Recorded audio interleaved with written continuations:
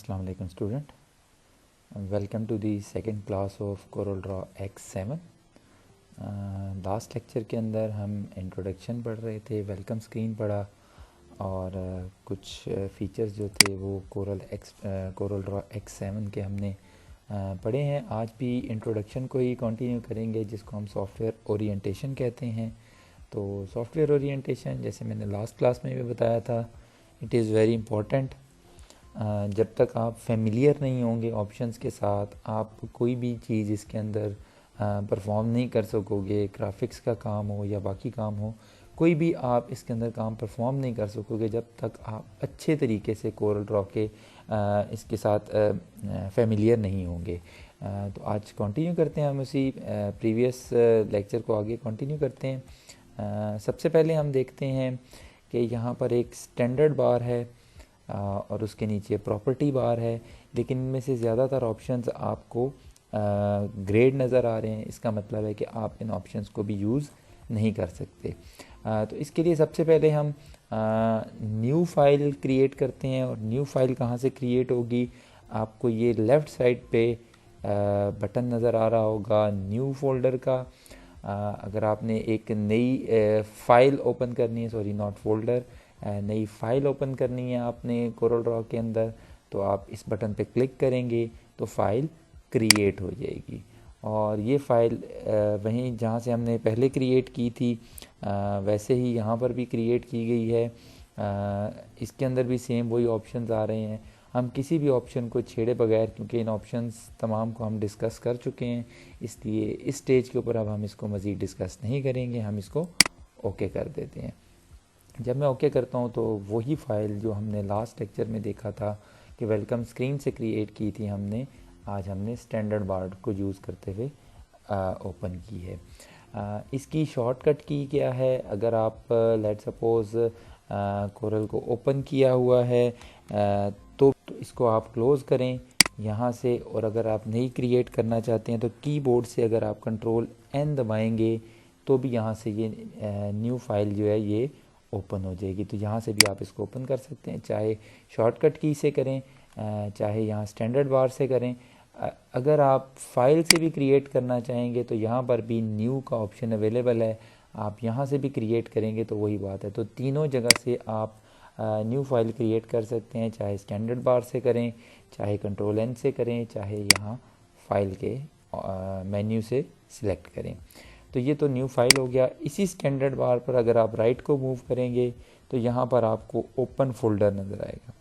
इस पर आप क्लिक करें तो पहले से एग्जिस्टिंग फ़ाइल जो भी आपने कोई बनाई होंगी कोरल के अंदर, अभी कोई फ़ाइल नहीं बनाई हुई है, और इसकी एक्सटेंशन होगी .cdr। ठीक है जी, आप cdr फाइल इसके अंदर ओपन कर सकते हो। ये CorelDRAW की फ़ाइल है। फिर ये यहाँ पर जो भी आपने क्रिएट की होगी वो आपको यहाँ नज़र आएगी और आप उसे यहाँ से ओपन कर लोगे। दूसरा तरीका फ़ाइल को ओपन करने के लिए शॉर्टकट की है Ctrl+O। अगर आप Ctrl+O दबाओगे तो भी यही स्क्रीन आपके सामने ओपन होगी और आप यहाँ से उसको ओपन कर सकते हो। और तीसरा मेथड है फ़ाइल को ओपन करने के लिए कि यहाँ फ़ाइल मेन्यू पे क्लिक करें और यहाँ पर ये ओपन है, तो तीनों जगह से आपको फ़ाइल ओपन करने का मिलेगा ऑप्शन मिलेगा। इसके साथ अगर आप देखें तो आपको एक बटन नज़र आ रहा है, लेकिन ये बटन ग्रे है। अभी मैं यहाँ पर एक छोटी सी शेप ड्रॉ करता हूँ, उसके बाद ये ऑप्शंस जो हैं ये विजिबल हो जाएंगे। ठीक है जी, इसको मैं एक कलर भी दे देता हूँ। अब अगर आप देखें तो यहाँ पर ये सेव का बटन है। ठीक है जी, ये सेव का बटन है। अगर आप एक फ़ाइल बना लेते हो तो इस पर क्लिक करो, ये आपको सेव का ऑप्शन देगा। फिर आप यहाँ पे इसका नाम बदलना चाहें तो आप बदल सकते हैं, या जहाँ पर भी रखना चाहें तो आप रख सकते हैं। लेट सपोज़ मैं इसको डेस्कटॉप के ऊपर रखता हूँ और इसका नाम दे देता हूँ माय फर्स्ट लेक्चर। ठीक है जी, इसके नाम से मैं इसको सेव कर देता हूँ। अब ये cdr की फ़ाइल सेव हो गई है। तो अगर मैं आपको दोबारा वो ऑप्शन दिखाऊँ ना जो मैं पहले कह रहा था ओपन की, तो यहाँ से अगर आप देखें तो ये अब मैं यहाँ पर क्लिक करता हूँ तो मैं इसको यहाँ से ओपन कर सकता हूँ। ठीक हो गया। अच्छा, दूसरा मेथड है सेव करने का आपके पास कि आप इसको कंट्रोल एस अगर दबाओगे तो भी ये सेव हो जाएगा।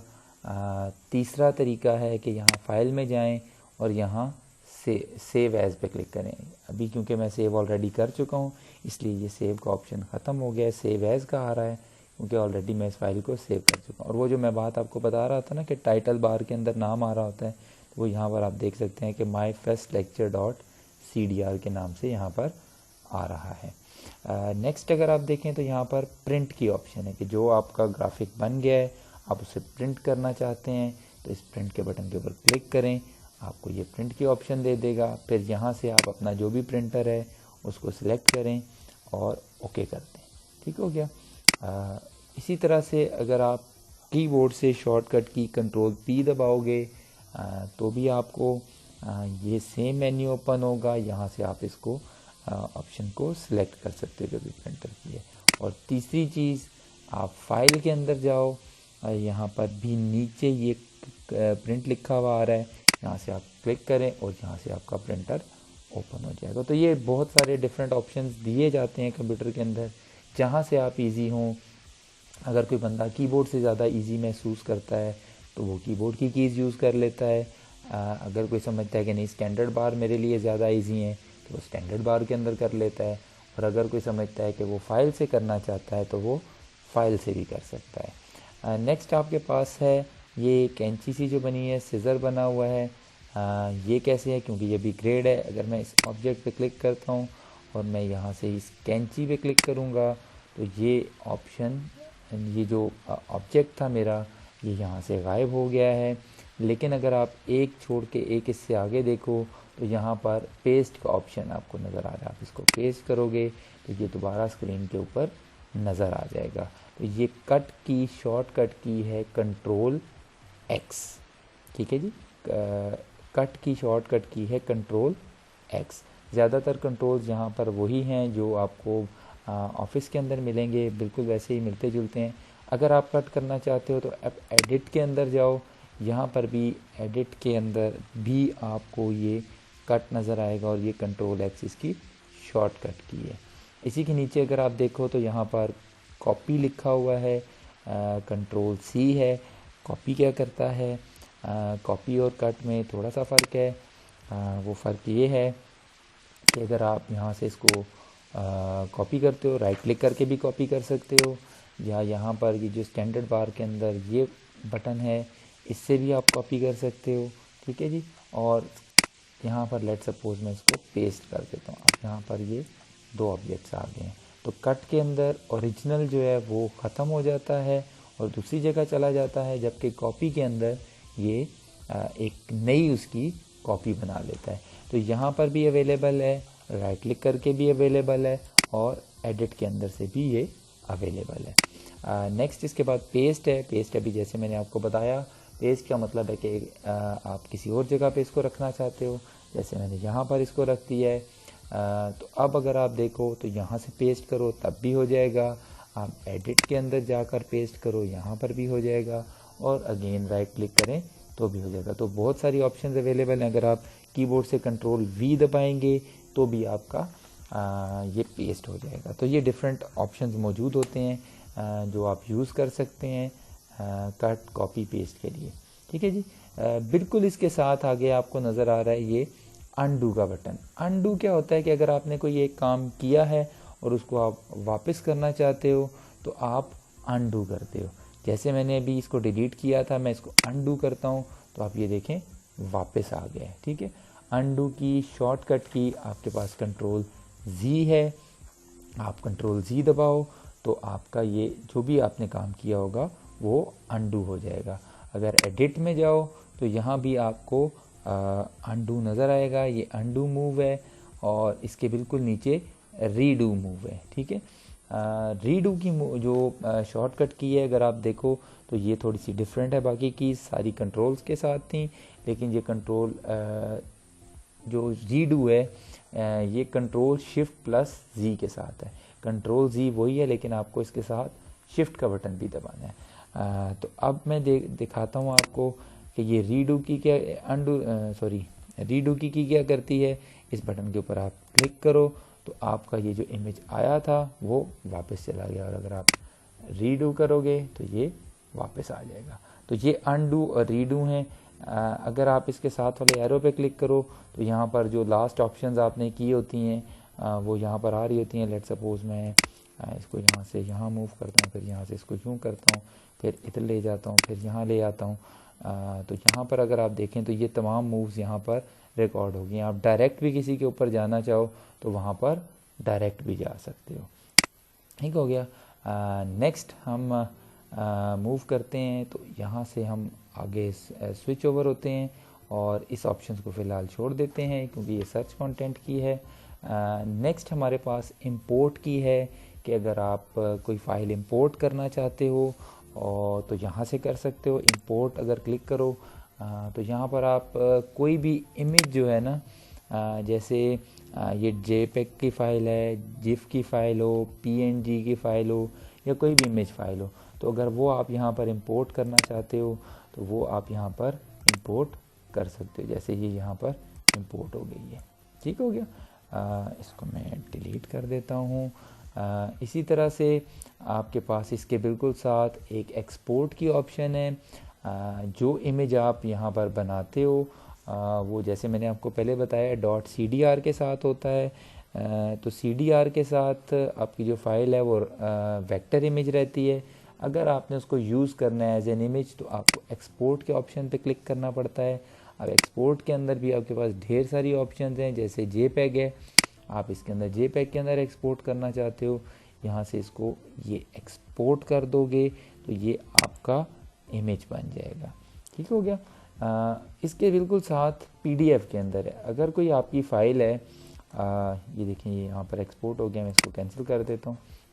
इसके साथ ही बिल्कुल PDF की फ़ाइल है। अगर आपके पेजेस ज़्यादा हैं, लेट सपोज़ आपने बनाया है कोई प्रोस्पेक्टस बनाया है, कोई बड़ी बुकलेट बनाई है जिसके 100 पेजेस हैं, 50 पेजेस हैं या 20 पेजेस हैं। अब आप उसको भेजना चाहते हो कि यार आप चेक कर लो इसको कि इसके अंदर कोई मिस्टेक तो नहीं है। अब उसके पास तो कोरल नहीं है, कोरल तो आपके पास है, उसको तो एक आपने किसी भी फॉर्म के अंदर देने। अगर आप इमेज के अंदर बनाएंगे तो अगर 100 पेजेस हैं तो आपको 100 तस्वीरें भेजनी पड़ेंगी। तो उसके लिए ये पब्लिश टू PDF है। PDF आपका एडोब के अंदर ओपन होता है, एडोब रीडर के अंदर। उसके अंदर आप इसको फ़ाइल को ओपन कर सकते हो और ये तमाम फ़ाइल आप फिर वहाँ पे प्रिंट भी कर सकते हो अपने पास और फिर चेक कर सकते हो। ये नॉन एडिटेबल फाइल्स होती हैं, इनको आप एडिट नहीं कर सकते हो। आपका यूज़र जो भी होगा वो इन फाइल्स को यूज़ करेगा, देखेगा, जो मिस्टेक होगी वो पॉइंट आउट करके आपको बता देगा और फिर आप उसको करेक्ट कर दोगे।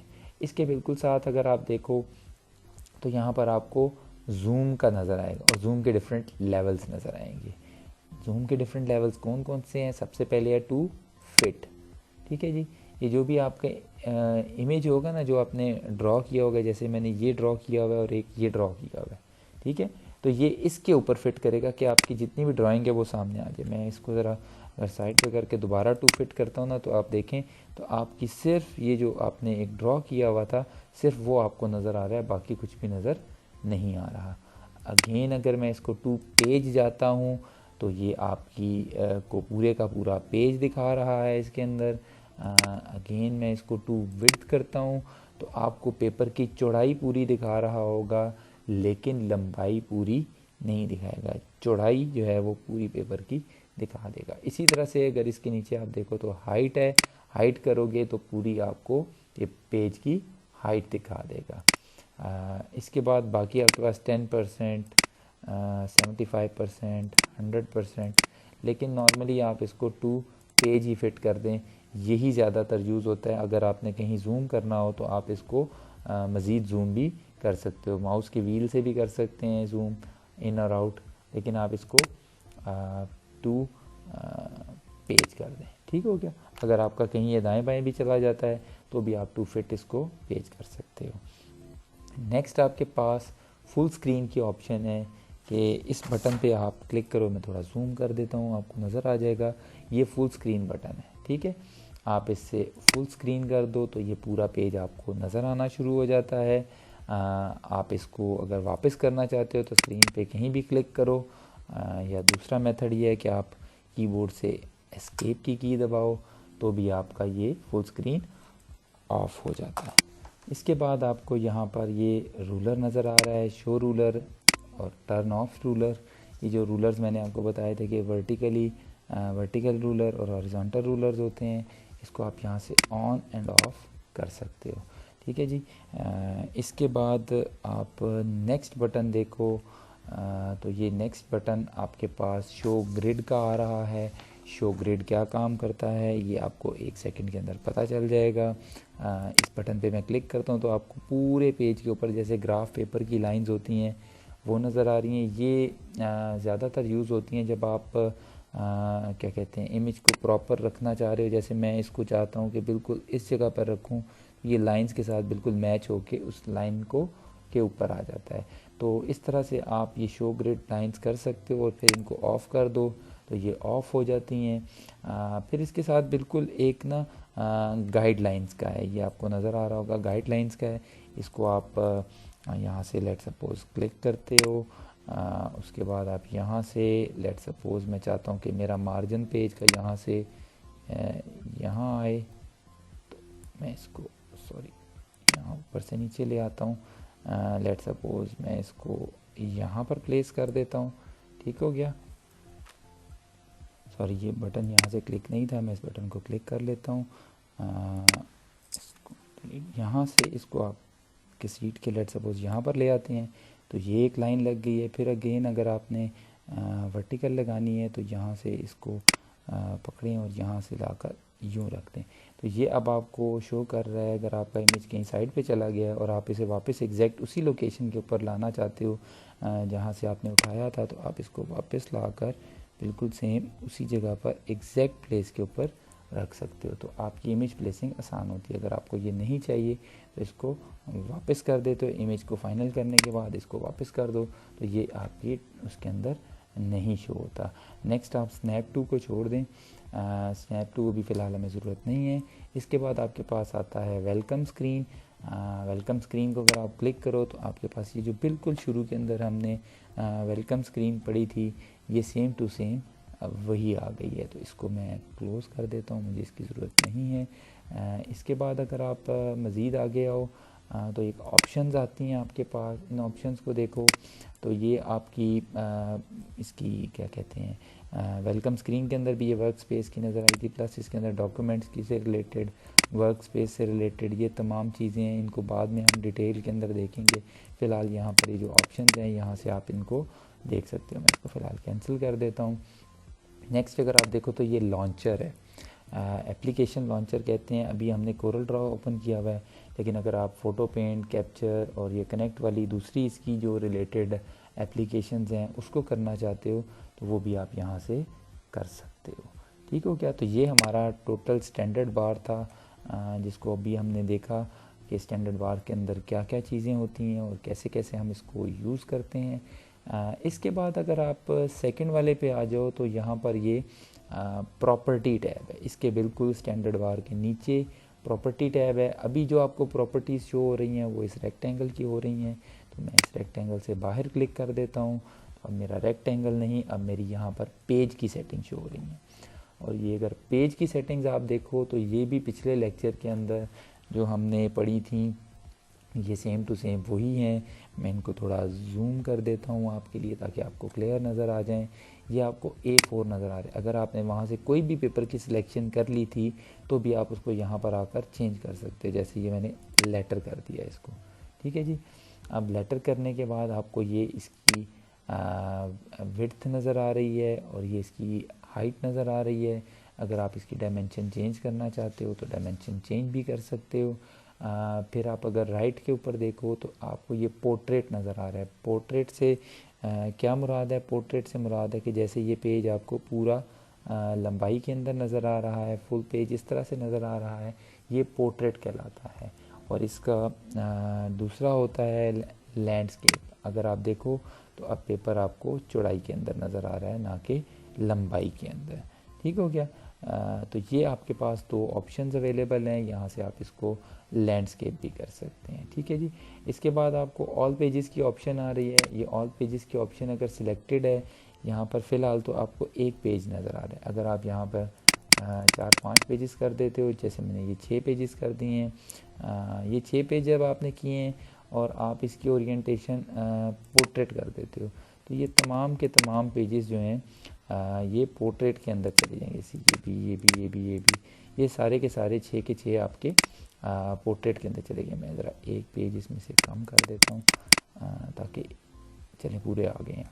ठीक है, अभी मैं आपको दिखाता हूँ कि ये पेज 1 जो है ये पोर्ट्रेट के अंदर ही है। लेकिन अगर मैं चाहता हूँ कि नहीं, ये जो पेज 1 है ये मेरा लैंडस्केप के अंदर हो जाए, तो फिर मैं ये ऑल पेजेस को यहाँ से चेंज करके ये करंट पेज कर दूँगा। मैं थोड़ा सा इसको जूम भी कर देता हूँ आपके लिए। आप इसको अगर गौर से देखो तो ये अब करंट पेज के ऊपर हो गया, ऑल पेज के ऊपर नहीं रहा है। तो मैं अब इसकी जो ओरिएंटेशन है मैं उसको लैंडस्केप कर देता हूँ। तो आप ये देखें कि ये लैंडस्केप के ऊपर, और अगर मैं इन पे दूसरे पेज पे क्लिक करता हूँ, जैसे ये पेज 2 है, तो अगर आप ये देखें तो ये वापस अपने उसी के अंदर पोर्ट्रेट के अंदर ही है। बाकी के तमाम पेजेस जो हैं वो पोर्ट्रेट के अंदर ही रहे हैं।